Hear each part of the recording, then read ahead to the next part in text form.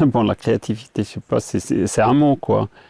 C'est un feeling. C'est pas que tu peux être ou pas. Tu peux même pas diriger, tu peux pas la demander. C'est quelque chose, à la fin du jour, c'est un cadeau, la créativité, je crois.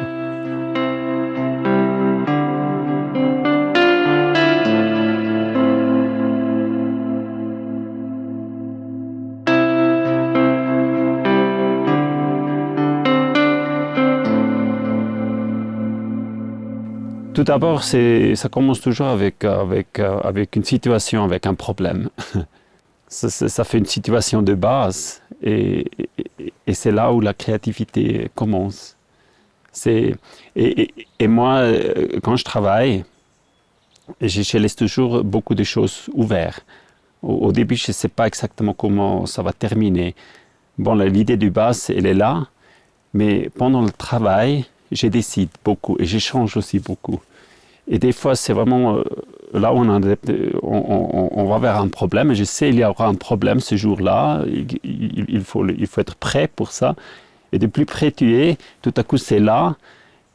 Et là, il faut décider. Et c'est là où je suis créatif, je dirais. C'est un peu ma force. Et très souvent, les idées sont venues là, que j'aurais jamais eu ici quand j'ai décidé le thème du base, quoi.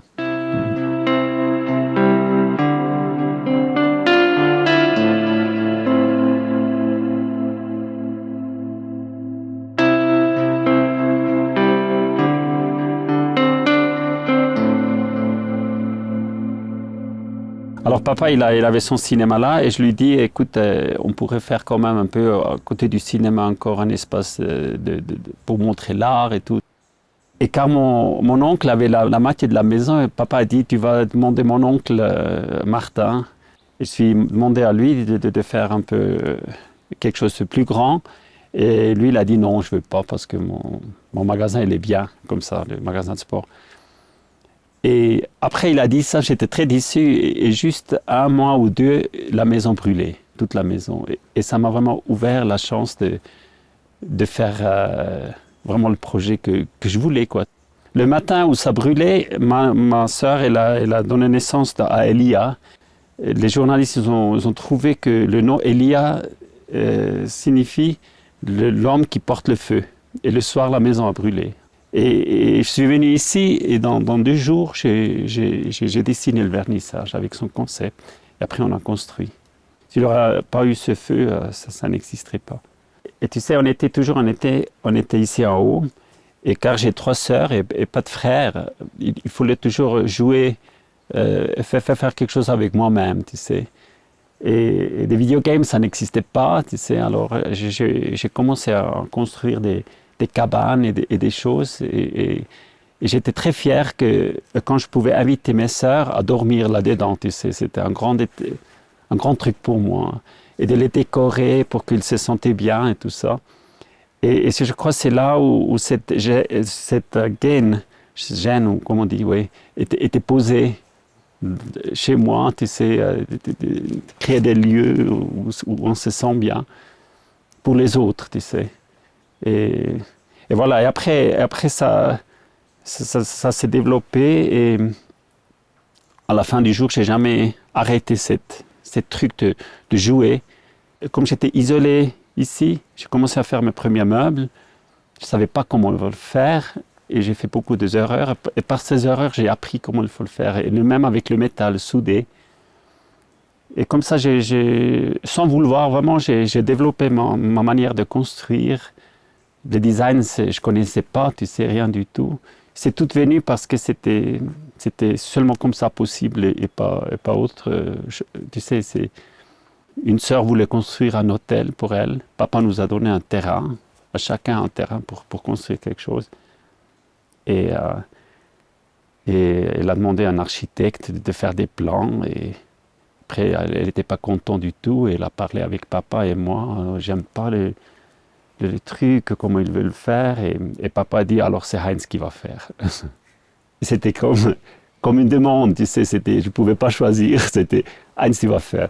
C'était juste après le vernissage, j'avais 27 ans ou quelque chose, jamais construit vraiment une maison. Et j'ai fait un truc et voilà, j'ai développé le cœur des Alpes. C'était le premier.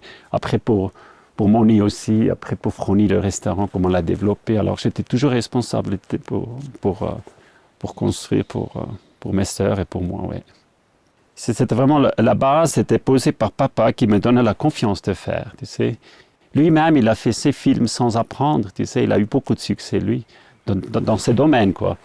Et il a laissé cette liberté à moi de me développer. C'était jamais une pression, tu dois faire quelque chose. Tu peux jouer, tu peux faire ce que tu veux. Il y avait, c'est clair, il y avait des principes éthiques ou moraux qui devaient être bien. C'était un peu son guide de lines, quoi. C'était tout ce qui compte pour lui, qu'on est bien, aussi avec nous-mêmes dans la famille. On est content si l'autre va bien, tu sais, on n'est pas méchant si l'autre est mieux ou quoi. Ça crée une base et ça donne une liberté de vraiment faire ce que je voulais, quoi, sans restriction. Et c'est vraiment lui qui a posé ça dans nos cœurs ou dans nos pensées. C'est un chemin qui continue et tout à coup tu es là où tu es, sans vraiment plan, sans vouloir, c'est venu comme ça, quoi.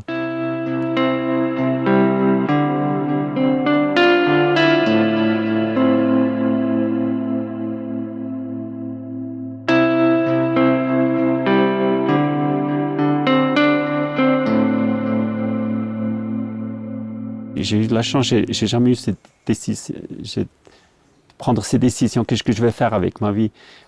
Et l'avantage de ça, c'est aussi, tu es ouvert pour tout. Si aujourd'hui j'ai un projet de musique ou demain un projet de film, je me lancerai dedans parce que j'ai rien appris, j'ai rien à perdre, quoi. Tout est ouvert.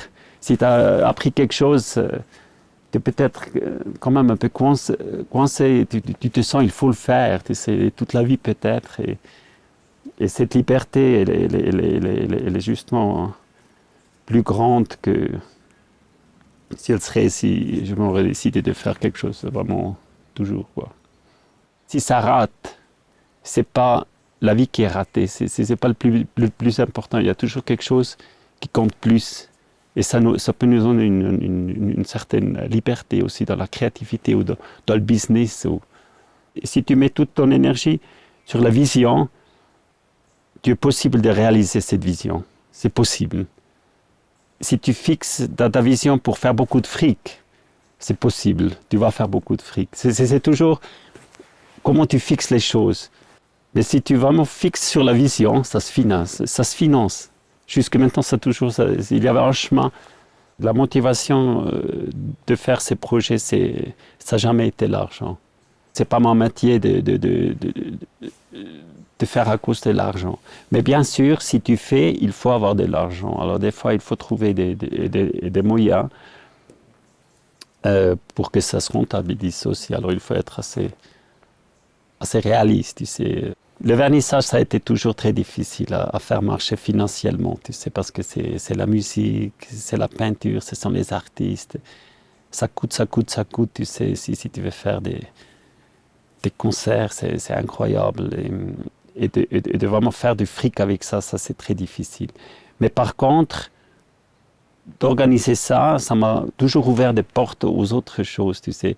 J'ai fait le vernissage, et pour le vernissage, j'ai fait ces lustres. Alors pour le moment du théâtre, j'ai besoin de quelque chose de décoration, de lustres. Et j'ai ouvert le vernissage, comme j'ai dit, les concerts étaient très difficiles à faire rentabiliser, de faire rentable. Mais les gens ont vu les lustres. Ils ont dit, on peut acheter un lustre comme ça. Et j'ai dit d'abord, au début, j'ai dit non, je l'ai fait pour ici. Jusqu'à un certain moment, j'ai réalisé pourquoi je ne fais pas des lustres comme ça. C'était vraiment le lustre qui était le business pour faire marcher tout le vernissage. C'est de vendre ces lustres. Et ces lustres, ils sont partout au monde maintenant. Et ce sont toujours ces petites choses à côté qui ont fait marcher le business. Hein, ouais. Mais ce n'était pas le but, tu sais, ce n'était pas la vision, ce n'était pas le but de faire des lustres pour faire financer quelque chose. Mais c'est venu comme ça. L'idée vient seulement si tu restes enfant. Si tu, je ne sais pas, si tu penses que tu es le plus doué, tu as étudié tout, tu es professeur, je sais pas quoi, tu es top, top, top. Si tu as cette attitude, que tu es le héros toi-même, tu sais, je ne sais pas si l'idée te cherche. L'idée va peut-être penser, lui, il ne me besoin pas parce qu'il a tout, quoi. Mais si tu es enfant et tu te fais petit, en contexte de tout, je crois que c'est possible que c'est plus facile d'obtenir des idées. Il faut rester enfant. Et il faut savoir qu'on est, à la fin du jour, on n'est rien. On n'est rien, tu sais. Voir le monde, voir le temps, voir le cosmos, on n'est rien, quoi. Et tout est donné. Je crois que le secret, c'est rester enfant.